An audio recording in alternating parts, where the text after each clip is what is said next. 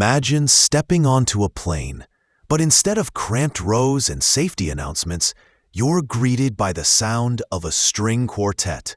The air smells faintly of fresh roses, not recycled oxygen. And before you even find your seat, a butler offers you vintage champagne chilled to perfection. This isn't a dream.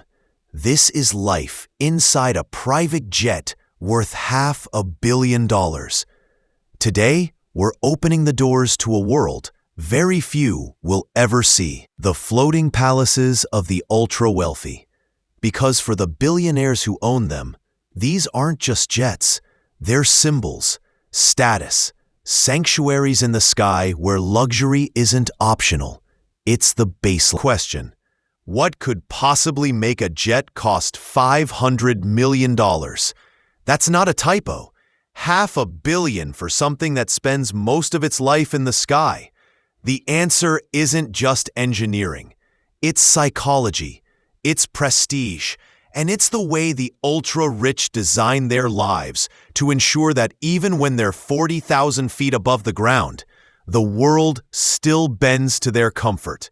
So buckle up, not in economy, but in the kind of leather recliner that massages you mid-flight, because we're about to walk through a flying world that will leave you questioning what luxury really means.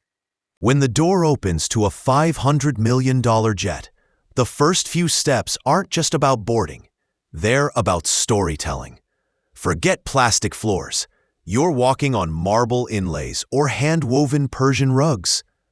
The lighting shifts subtly as you enter. Not harsh fluorescence, but warm tones that mimic a sunset in Capri. And the design is intentional.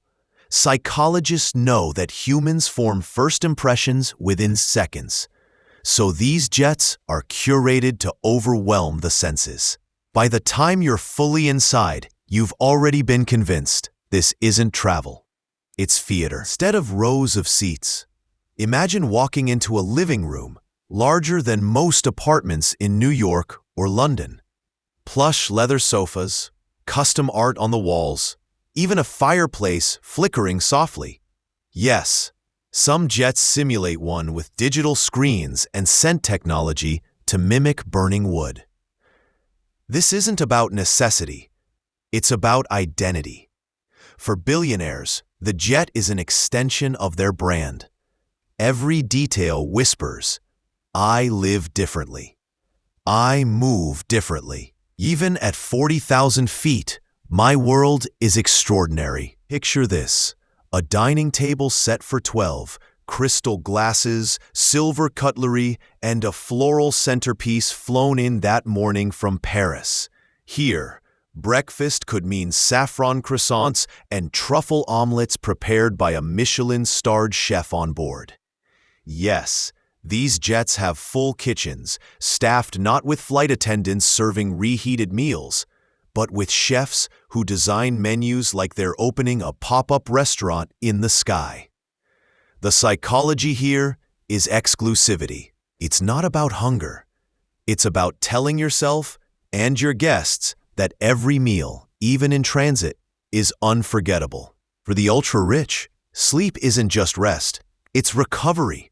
So inside these jets, bedrooms rival five-star hotels.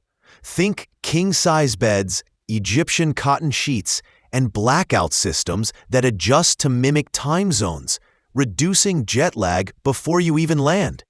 And here's the fascinating part.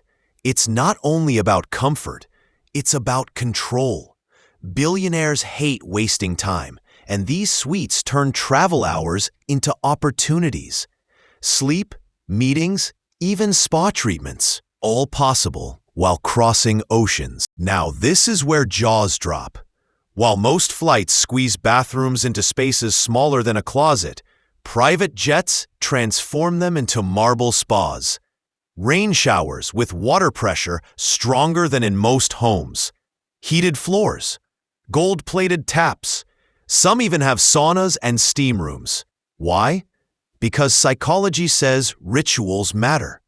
And for the wealthy, maintaining rituals, even mid-air, reinforces the idea that their lifestyle is uninterrupted, seamless, and superior. Private jets aren't just about luxury. They're about leverage. Inside a $500 million jet, you'll often find boardrooms equipped with holographic conference systems, encrypted networks, and soundproof walls. Deals worth billions can happen mid-air, sealed before the plane even lands.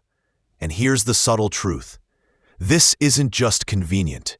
It's symbolic. Hosting a meeting at 40,000 feet says one thing very clearly. I operate above everyone else. Literally. When the work is done, the play begins. Full cinemas with surround sound, gaming lounges, even wine cellars are built into these jets. One Saudi prince famously designed a jet with a prayer room that rotates to always face Mecca, regardless of the plane's direction.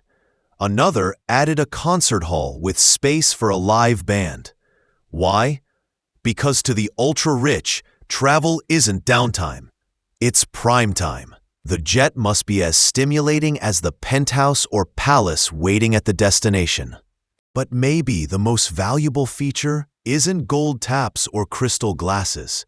It's silence, privacy. In a world where every move of the rich is photographed, documented, or criticized, these jets create invisible bubbles. They're sanctuaries where no one can intrude, no one can overhear, no one can judge. Psychologists call this safe space psychology. For billionaires, private jets aren't just about showing off. They're about carving out a rare slice of control in a life where everything else is public. But here's the paradox. To most of us, $500 million is unthinkable. But to billionaires, it's strategy. The jet saves time, the most precious commodity they own. It reinforces identity, constantly reminding them and others of their status. And it provides privacy, the rarest luxury in today's world. So while the number feels absurd, in their psychology, it's completely logical. The jet isn't just a plane. It's a fortress, a hotel, a boardroom, a sanctuary, a statement. So what does stepping inside a $500 million jet really show us? That for the ultra-wealthy, life isn't about transportation. It's about transformation. Every flight becomes an experience, every detail a declaration. But for the rest of us, maybe it's less about wishing we had it and more about understanding why they do.